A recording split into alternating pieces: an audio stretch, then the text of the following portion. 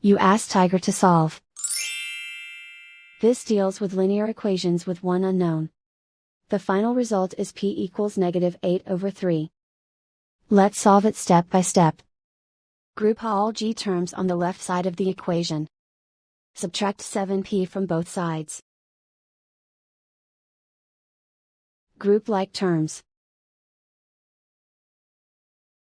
Simplify the arithmetic. Group like terms. Simplify the arithmetic. Group all constants on the right side of the equation. Subtract 11 from both sides.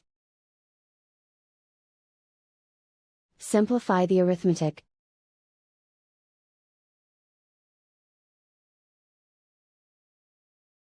Isolate the g. Divide both sides by 6. Simplify the fraction. Find the greatest common factor of the numerator and denominator. Factor out and cancel the greatest common factor.